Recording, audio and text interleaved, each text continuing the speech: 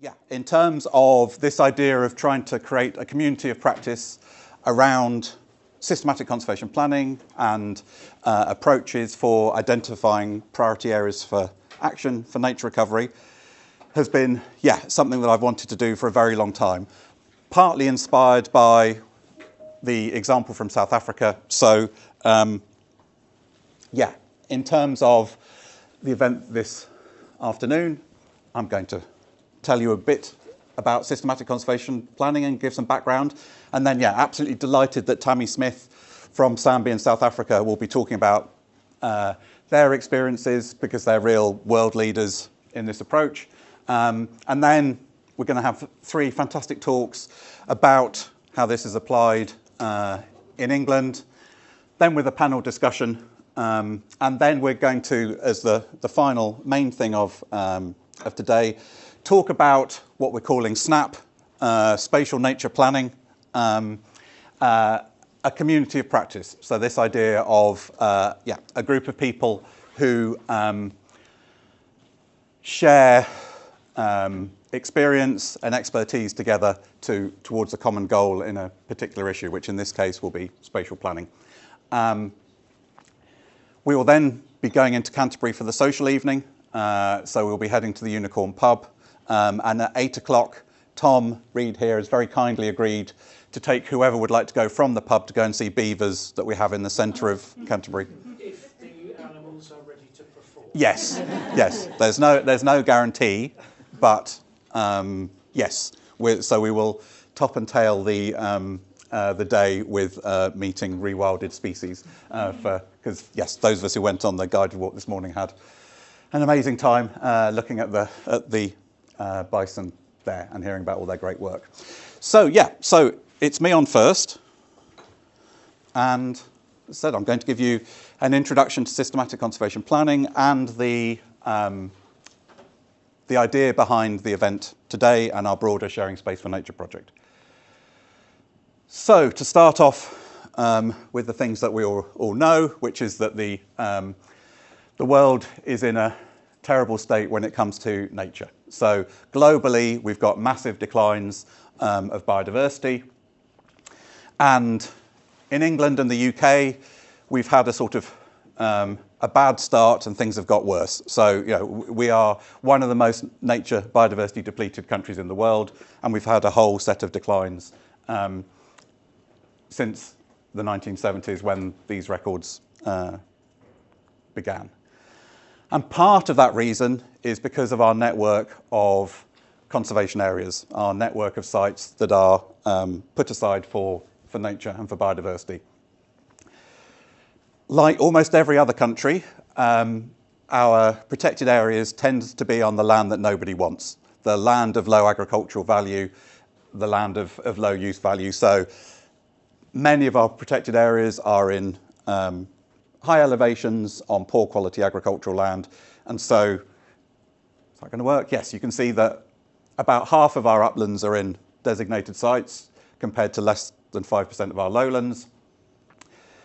If you look at these ecoregions, so the national character areas in England, you can see that designated site coverage is very, very uneven, again, with most of those ecoregions with low levels of conservation. And based on the latest figures of what's going to count towards our 30 by 30 targets, that we've currently got 7.1% of sites are recognised as contributing towards our global biodiversity framework targets. But we're doing something about it. So, as I think most people in the room will know, 2010, the Lawton Review made this, was this step change in how we started thinking about conservation in England with their report, Making Space for Nature, and this mantra of more, bigger, better, and joined in terms of conservation areas, recognising that having a whole set of sort of postage stamp reserves scattered across the network wasn't sufficient. And then successive governments have committed to this 30% target, otherwise known as 30 by 30, to recognising that we should massively expand the amount of land and sea that's currently designated for nature. But if we're going to make space for nature, then we'll be sharing space for nature. So this is why we put in a successful funding bid for a project to look at sharing space for nature. So based on this premise that if we're going to meet international and national targets, requires a radical shift in how we imagine, design and implement area-based conservation, with a particular focus on developing effective and inclusive approaches. But that needs to be underpinned by research, which at the moment, while there's amazing work going on, there's still big gaps in both our capacity and our evidence base. So yes, that's why people at DICE applied for various funds, and to our joy, we were successful with both of them.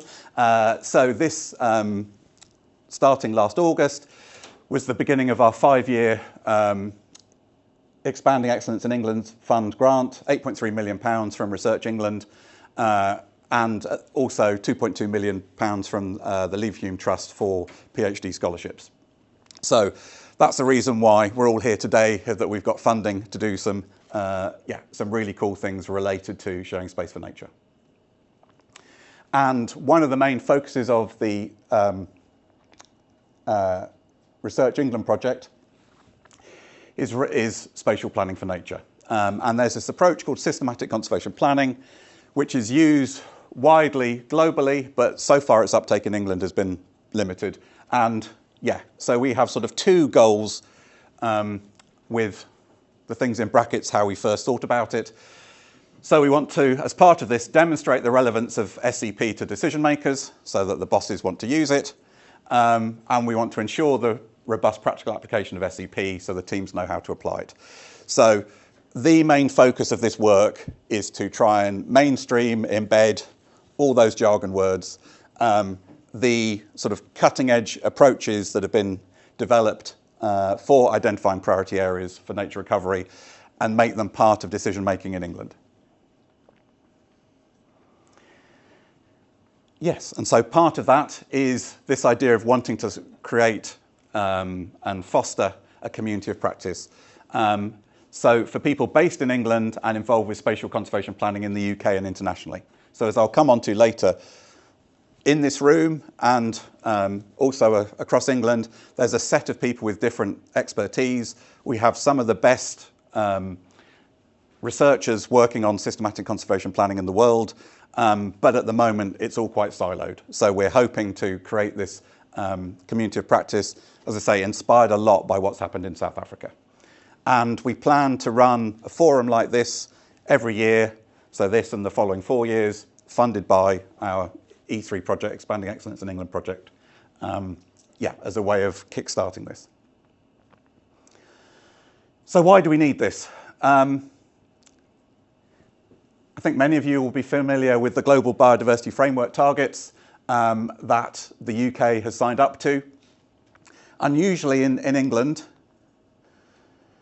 people are actually talking about one of those targets. So again, in terms of the silos, it's always amazed me that any other country that I've worked in, what the CBD targets are is a fundamental sort of guide that we all talk about. Whereas in the UK and England, that doesn't really happen. And the exception this time is that we've now got one of those that we're actually talking about. So if you say 30 by 30 to most people in the conservation community, they'll have heard of it. So I guess that's progress. But even just related to conservation areas, and depending on how much depth you wanted to go in, there's this whole set of other ones as well, which really isn't figuring in sort of conservation practice in terms of how does this relate to the global targets, and maybe other countries might have experience and advice that we can benefit from. And then in England, we've got this whole set of, even at the environmental level, these sort of national broad goals, many of which are contradictory. So the poor lapwing, on the one hand, we're looking after its habitat. On the other hand, we're planting trees on it. On the other hand, there's access. So it's complicated. And if we look at the whole set of broader policies, both conservation and yeah, all the things that are coming along at the moment, like English devolution, green growth, all these elements, it's a really complicated situation. So any spatial planning that we need to do needs to account for a whole set of different things. And at the moment, we're not doing a great job of incorporating all those different elements. So for example, we have more, bigger, better and connected.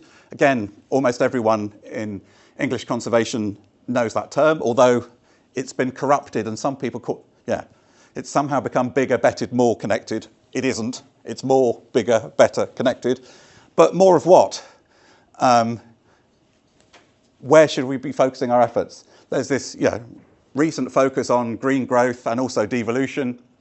What are the most effective ways of tackling all those different issues? How do we meet national targets when implementation is done at the county level or the district level? All these sort of complicated issues that we need to look at.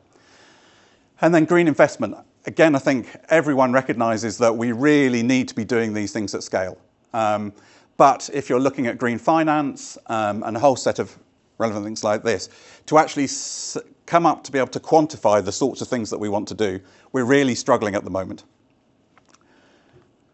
But we have systematic conservation planning. So yes, what is this? So it's an operational model, you can all read along with me, for identifying and implementing the management of priority conservation areas, priority areas for nature recovery. And it's designed to be efficient, repeatable, transparent and equitable. And the core element of it is that it's designed to bring in stakeholder values, biodiversity, socioeconomic data, all the relevant things that we need to make these complicated decisions. And you can do it for terrestrial, marine, freshwater, urban, countryside, wherever. It's the most widely used approach around the world.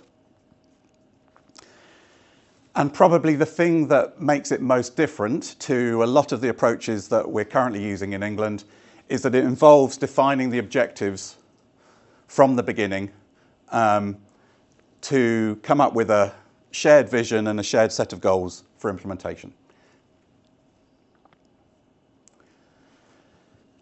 We have the little acronym of CARE, of connected, adequate, representative and efficient. So the broad elements that underpin this is that we're looking for networks of sites that are connected, that they're adequate, so we've got enough of each thing that we want to conserve and restore, that it's representative. So again, I showed you those maps of the designated sites across England. That is not a representative network. So this has a focus on broadly representing biodiversity, but it also focuses on efficiency. So it's aiming to achieve your conservation goals while minimising the impacts on other sectors. Broadly, it consists of 3 steps of framing the issue, so translating what is the broad objective of the project and how stakeholders, their vision, converting that into a set of priority features and often setting targets. Then it involves the spatial prioritisation, where you identify the priority areas based on that framing. And then, because this was done by academics who just do the spatial conservation prioritisation, implementation is 2 steps at the end as the sort of, oh, that's the easy bit. Most of the literature is on about this. A successful project, that's probably about 5% of the time and effort. But going through that prioritisation, it's a set of steps of you define your planning region, identify your features, so the species, habitat types, ecosystem services, anything that you can map and is important. You then divide your region into planning units, work out the amount of each one of those in each one of these, come up with a cost value for each planning unit. So again, as I said, this is about an efficient result. It's accounting for the fact that every area that you've got for nature recovery has a opportunity cost to agriculture or a cost of managing the land. So you incorporate that as the cost data. often, and I apologise for the people in the room here who don't use target-based spatial prioritisation, but yes, often you will set targets, and then, yeah, you often then use software to identify, in this case, the best places for meeting the targets, maintaining connectivity, avoiding the high-cost areas where possible, and complementing the existing designated sites. And yeah, this approach has got all sorts of benefits. This nice work by Bottrell et al., which looked at a set of projects that the Nature Conservancy in the US had done and talked to the people involved and said what were the broader benefits. So in terms of leveraging funds, so yeah, partly what I was referring to with the green finance, actually having something to show what you're aiming to achieve, then being able to say how much that would cost and how much that could potentially benefit. But then you've got social aspects in terms of shared vision and collaboration, acceptance of the plan and pride in local nature, a whole set of broader benefits that you have from doing this approach. And in terms of the situation in England, actually England's been, people based in England and the UK were at the start of this approach. So mid-80s was when the systematic conservation planning approach started, and a few years after there were a set of people in the UK who were some of the pioneers behind it. The first ever software was called World Map, which I used for my PhD many, many years ago, that Paul Williams at the Natural History Museum put together. Again, some of the earliest work on identifying priority areas for conservation was done by academics in the UK. This is the list of, I think, people I know at universities who work on systematic conservation planning. There are almost certainly more than those. And a set of NGOs based in England that are also pioneering this approach. So we have people in the country who know how to do this. And also, actually, it's been part of conservation policy and practice for a while as well. On the marine side, JMCC and Natural England did this amazing work coming up with the ecological network guidance, which actually, if that had existed for local nature recovery strategies, that would have made everyone's life much, much easier. So this was the report that said, here are the list of priority habitats and species that we think should be the focus of the Marine Conservation Zone project. And Finding Sanctuary, which was one of the projects that was based in the southwest, used this approach to identify the network of marine conservation zones there. And then Natural England played an amazing sort of supportive role.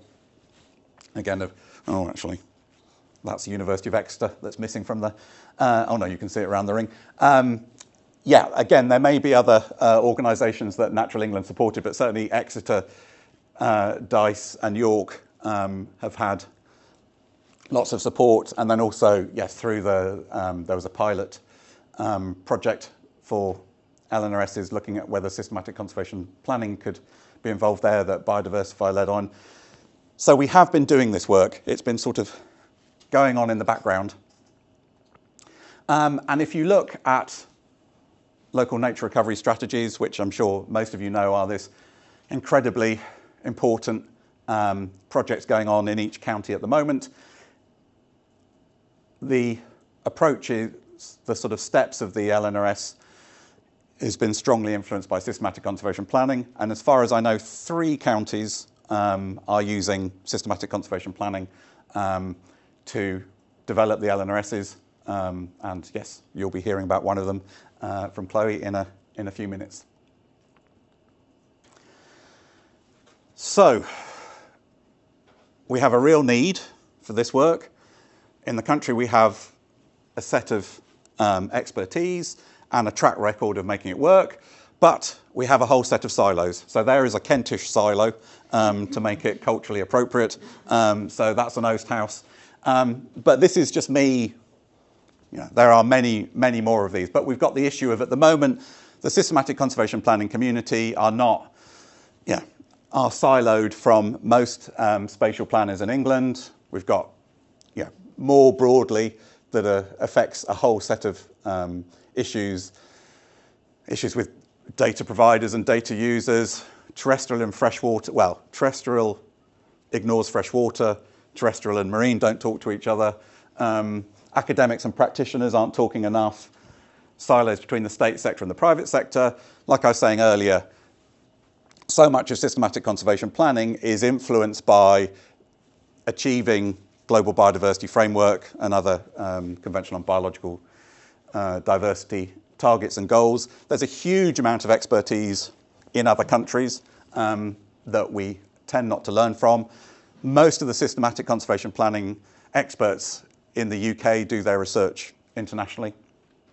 And then also, the silos between local and national, and especially with the government's devolution agenda, working out, as I said, how to implement and achieve national level goals and targets through action at the sort of local and county level is also a big issue. So this is all I'm looking to break. All we need to do is just break this down. And as a small part of that, we have the SNaP Forum. So our objectives for the meeting over the today and tomorrow is that we want to improve the group's understanding of systematic conservation planning, explore this approach's potential relevance to conservation policy and practice in England, and then also the broader relevance to England's growth agenda, provide networking opportunities for participants from different organisations, and I've already speaking to people. There's sort of a lot of us know each other in different ways from different meetings, and so this is hopefully a way of sort of strengthening that and looking at through the lens of spatial nature planning. And then this idea of beginning to develop a community of practice for people based in England and involved with spatial nature planning in the UK and internationally. So that's why we've got a set of really inspiring talks.